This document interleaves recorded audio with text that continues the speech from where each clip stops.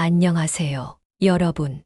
오늘은 노후의 행복을 결정짓는 정말 중요한 이야기를 나누려고 합니다. 많은 분들이 노년의 삶에 대해 걱정하시는데요. 사실 행복한 노후의 비결은 생각보다 단순할 수 있습니다. 바로 줄이기에 있습니다.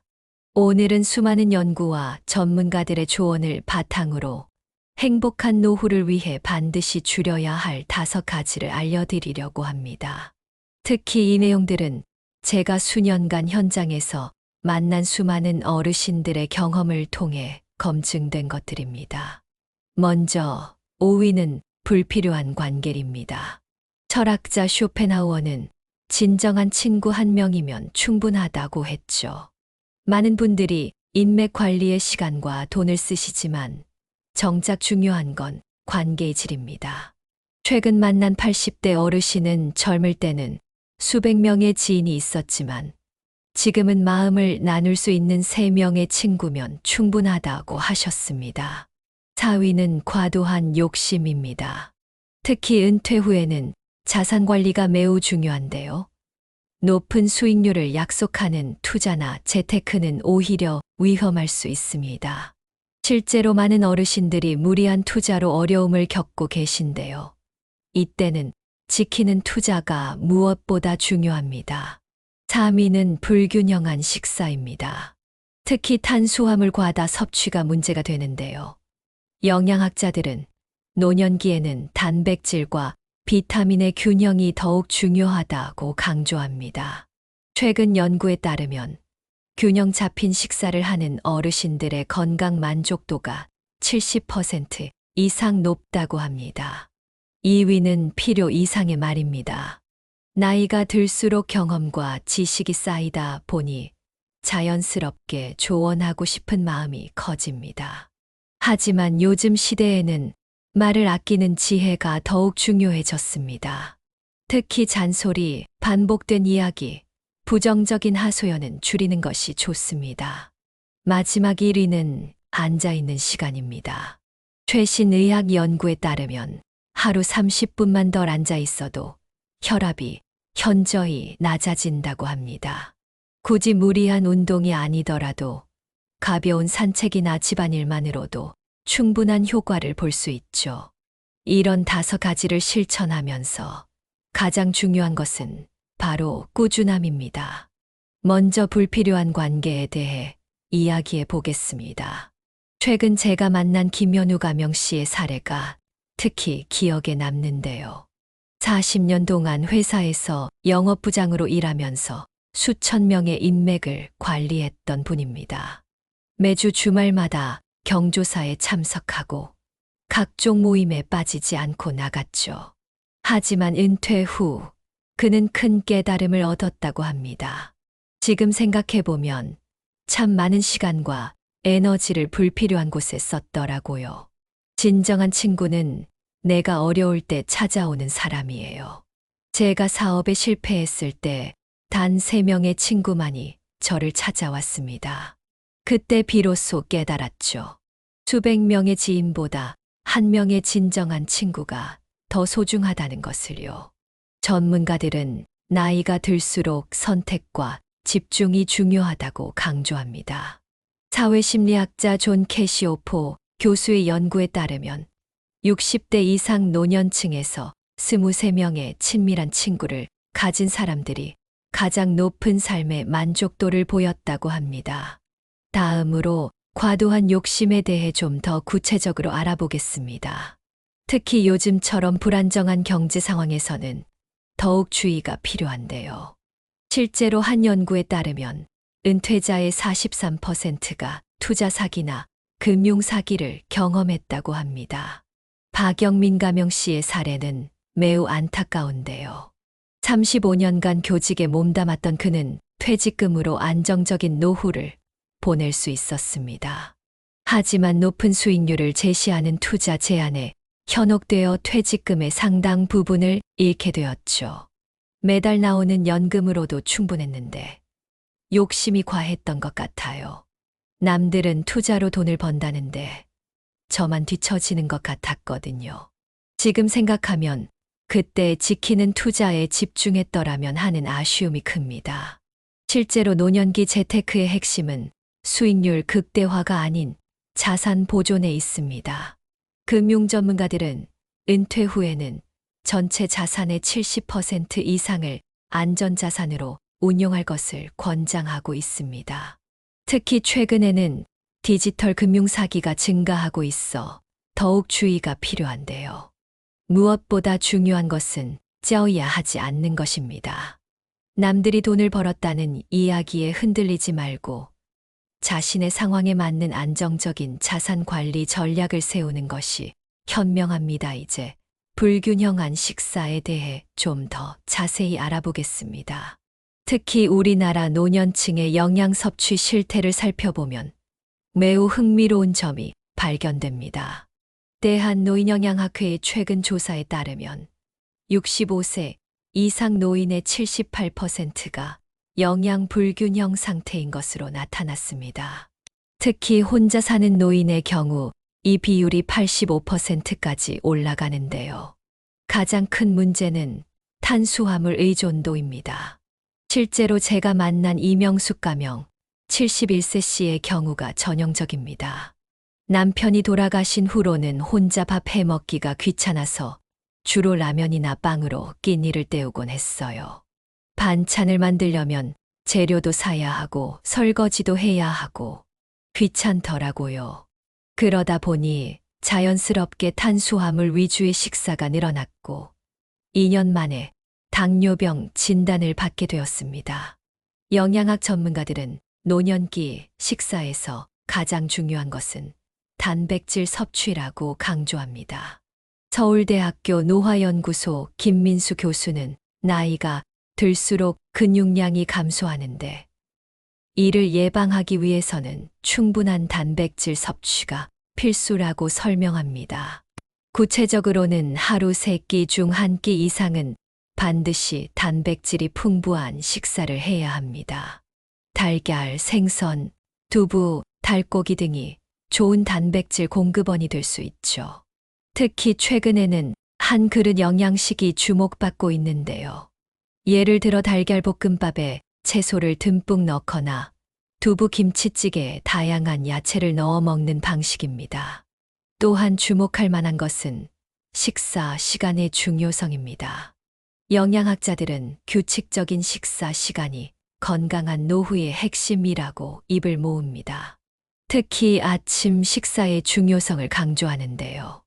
아침을 거르면 점심에 과식하게 되고 이는 혈당 조절에 나쁜 영향을 미칠 수 있기 때문입니다. 최근에는 실버 케어 푸드라는 개념도 등장했습니다. 씹기 쉽고 소화가 잘 되면서도 영양가 높은 식품들을 개발하는 것인데요. 일본의 경우 이미 실버 푸드 시장이 크게 성장했고 우리나라도 이런 추세를 따라가고 있습니다. 영양사 출신인 장미란 가명 씨는 요양원에서 15년간 일하면서 깨달은 점을 이렇게 정리합니다. 건강한 노후의 80%는 식사에서 결정됩니다. 특히 중요한 것은 다양성입니다. 매끼 5가지 이상의 식재료를 사용하는 것만으로도 영양 불균형을 크게 줄일 수 있어요. 이제 필요 이상의 말에 대해 자세히 알아보겠습니다. 흔히 나이가 들수록 말이 많아진다고 하는데요. 이는 단순한 편견이 아닌 심리학적 현상과 관련이 있습니다. 서울대학교 심리학과 이정훈 교수팀의 연구에 따르면 60대 이상 노년층은 젊은 세대에 비해 평균 2.3배 더 많은 대화 시도를 하는 것으로 나타났습니다. 특히 주목할 만한 것은 말의 내용인데요. 크게 4가지 유형으로 구분됩니다. 첫째는 반복적인 과거 이야기입니다. 30년 전문의로 일하다 은퇴한 정승호 가명 씨의 경험담이 인상적입니다. 어느 날 아들이 저에게 아빠, 그 이야기는 이번 주에만 3번째예요 라고 하더군요. 그제서야 깨달았습니다. 제가 얼마나 같은 이야기를 반복하고 있었는지를. 둘째는 교훈적 조언입니다. 젊은 세대의 행동이나 생활 방식에 대해 조언하려는 경향이 강해지는 것인데요. 문제는 이런 조언이 오히려 세대 간 갈등을 심화시킬 수 있다는 점입니다. 심리학자들은 나이가 들수록 들어주는 연습이 필요하다고 조언합니다. 셋째는 건강 관련 하소연입니다. 실제로 많은 노년층이 자신의 건강 문제를 대화 주제로 삼는데요. 이것이 지나치면 주변 사람들이 대화를 기피하게 되는 원인이 될 수 있습니다. 건강한 대화를 위해서는 긍정적인 주제를 의식적으로 늘리는 것이 좋습니다. 넷째는 비교와 경쟁입니다. 옆집 아들은 벌써 차장됐다더라. 김서방 손주는 서울대 갔다면서. 같은 이야기들인데요. 이런 대화는 가족 관계를 악화시키는 주된 원인이 됩니다. 대화 지도사로 활동하는 박영실 선생님은 노년기 대화의 황금 비율은 37이라고 말합니다. 말하기 30%, 듣기 70%를 실천하라는 것이죠. 특히 가족들과 대화할 때는 침묵의 미학을 실천해 보세요. 때로는 말하지 않는 것이 최고의 대화가 될 수 있습니다. 실제로 한 연구에서는 하루 10분 의식적 침묵을 실천한 노년층의 가족 관계 만족도가 크게 향상된 것으로 나타났습니다. 말을 줄이는 대신 경청하는 습관을 들이니 오히려 가족들이 더 자주 찾아오고 대화를 나누고 싶어 했다는 것이죠. 이제 우리 사회는 현명한 노년에 대한 새로운 정의가 필요한 시점입니다. 더 이상 나이 든 사람이 반드시 조언자나 교훈을 주는 역할을 해야 한다는 고정관념에서 벗어나야 합니다. 때로는 침묵하고 때로는 경청하는 것. 이것이 현대 사회에서 요구되는 새로운 노년의 지혜가 아닐까요? 마지막으로 앉아있는 시간에 대해 자세히 살펴보겠습니다. 최근 의학계에서는 앉아있는 시간을 새로운 건강 위험 요소로 주목하고 있는데요. 특히 노년기에는 더욱 큰 영향을 미치는 것으로 나타났습니다. 존스 홉킨스 의과대학의 연구 결과에 따르면 하루 6시간 이상 앉아있는 노인들은 그렇지 않은 노인들에 비해 심혈관 질환 발생률이 45% 더 높았다고 합니다. 더 충격적인 것은 규칙적인 운동을 하더라도 오랜 시간 앉아 있는 것만으로도 건강에 부정적인 영향을 미친다는 점입니다. 78세의 윤정희 가명 씨는 최근 큰 변화를 경험했습니다. TV 드라마를 너무 좋아해서 하루 대부분을 소파에서 보냈어요. 그러다 어느 날 무릎이 너무 아파서 병원에 갔더니 의사 선생님이 앉아있는 시간을 줄이라고 하시더라고요.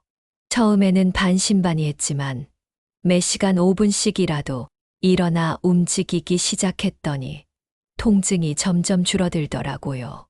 노인의학 전문의 강병철 교수는 움직임의 질이 아닌 빈도가 더 중요하다고 강조합니다. 무리한 운동보다는 자주 일어나 움직이는 것이 더 효과적입니다. 예를 들어 TV 광고 시간마다 일어나 걷기, 창문 열어 환기하기, 화분에 물 주기 등 작은 움직임들이 모여 큰 변화를 만듭니다. 특히 주목할 만한 것은 수동적 움직임과 능동적 움직임의 차이입니다. 예를 들어 같은 걷기라도 목적지를 정해놓고 걷는 것보다 동네 구경을 하며 산책하듯 걷는 것이 더 효과적이라고 합니다. 이는 뇌를 자극하는 방식이 다르기 때문인데요. 실제로 한 연구에서는 정원 가꾸기나 집안 정리하기 같은 일상적인 활동이 계획된 운동만큼이나 효과적이라는 결과가 나왔습니다. 특히 노년기에는 이런 자연스러운 움직임이 관절 건강에도 더 좋다고 합니다. 실버 트레이너로 활동하는 임지연 씨는 5분의 법칙을 강조합니다. 매 시간 적어도 5분은 일어서서 움직이세요. 처음에는 어려울 수 있지만 시계 알람을 맞춰두면 금방 습관이 됩니다. 특히 스마트폰으로 통화할 때는 반드시 일어서서 걸으면서 하는 것을 추천합니다. 또한 최근에는 동작인지 훈련이라는 새로운 개념도 등장했습니다. 단순히 몸을 움직이는 것을 넘어 인지 기능을 함께 훈련하는 방법인데요. 예를 들어 걸으면서 숫자를 세거나 색깔이 있는 물건을 찾아보는 등의 활동을 병행하는 것입니다. 지금까지 우리는 행복한 노후를 위해 줄여야 할 5가지 요소를 자세히 살펴보았습니다. 이제는 이러한 내용을 어떻게 실천할 수 있을지 구체적인 실천 방안을 알아보겠습니다. 먼저 전문가들이 제시하는 실천 캘린더 활용법입니다. 83세의 최영호 가명 씨는 이 방법으로 큰 변화를 이끌어냈습니다. 처음에는 너무 부담스러웠어요. 그래서 작은 것부터 시작했죠. 월요일은 불필요한 전화번호 정리하기, 화요일은 아침 식사 단백질 추가하기 이런 식으로요. 한 달 만에 생활 습관이 조금씩 바뀌더라고요. 특히 주목할 만한 것은 소그룹 실천 모임의 효과입니다. 비슷한 나이대의 34명이 모여 함께 실천하는 방식인데요. 서울시 종로구 복지관의 시범 프로그램 결과가 흥미롭습니다. 혼자서 실천할 때보다 그룹으로 할 때 지속성이 3배 이상 높았다고 합니다. 노인복지 전문가 이미경 교수는 변화는 한 번에 오지 않는다고 강조합니다. 21일이면 습관이 된다는 말도 있지만 노년기에는 좀 더 긴 시간이 필요합니다. 보통 3개월 정도의 시간이 지나야 새로운 습관이 자리 잡히더군요. 효과적인 실천을 위해 3단계 접근법도 제시됩니다. 인식 단계 자신의 현재 상태를 정확히 파악합니다. 예를 들어 하루 앉아 있는 시간을 체크하거나 대화 내용을 녹음해 보는 것입니다. 계획 단계 구체적이고 실현 가능한 목표를 세웁니다. 운동 많이 하기가 아니라 매일 오후 3시에 10분 산책하기처럼 구체적으로 정합니다. 실천 단계 작은 성공을 쌓아갑니다. 계획의 50%만 달성해도 성공으로 간주하고 점진적으로 늘려가는 것이 핵심입니다. 특히 디지털 기기의 활용도 권장됩니다. 스마트폰의 만보기 앱이나 식단 기록 앱을 활용하면 자신의 생활 패턴을 객관적으로 파악할 수 있습니다. 75세의 김영수 가명 씨는 처음에는 스마트폰 앱이 어려웠지만 손주가 알려준 대로 하니 금방 익숙해졌어요. 이제는 매일 만보기를 체크하는 게 즐거운 일과가 되었죠. 라고 말합니다. 또한 긍정적 보상의 중요성도 강조됩니다. 목표를 달성했을 때는 자신에게 작은 선물을 하는 것이 도움이 됩니다. 이는 뇌의 보상 체계를 자극해 새로운 습관 형성을 돕는다고 합니다. 여러분, 지금까지 행복한 노후를 위해 꼭 알아야 할 5가지 포인트에 대해 알아보았습니다. 불필요한 관계 줄이기부터 앉아있는 시간 줄이기까지. 이 모든 것들은 결국 삶의 질을 높이기 위한 지혜입니다. 인생은 마치 악보와 같다라는 말이 있습니다. 우리 각자가 자신만의 선율을 만들어가는 것이죠. 노년의 시기 또한 우리 인생이라는 교향곡의 중요한 악장입니다.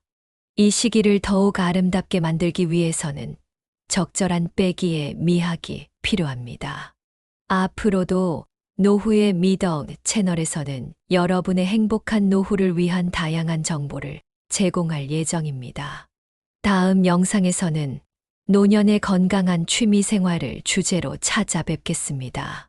특히 은퇴 후 제2의 인생을 성공적으로 시작하신 분들의 생생한 이야기를 준비하고 있으니 기대해 주세요. 우리 채널을 처음 방문하신 분들은 구독과 좋아요, 그리고 알림 설정을 해주시면 감사하겠습니다. 여러분의 작은 관심이 더 좋은 콘텐츠를 만드는 원동력이 됩니다. 건강한 노년을 위한 여정, 노후의 미덕이 함께하겠습니다. 댓글란에 여러분의 소중한 경험과 의견도 남겨주시길 바랍니다. 서로의 지혜를 나누다 보면 우리 모두의 노후가 더욱 풍요로워지지 않을까요? 다음 영상에서 다시 만나 뵙겠습니다. 시청해 주셔서 감사합니다. 구독과 좋아요는 사랑입니다. 알림 설정하시면 더 빠르게 영상을 만나보실 수 있습니다. 노후의 미덕 채널은 여러분의 행복한 노년을 응원합니다.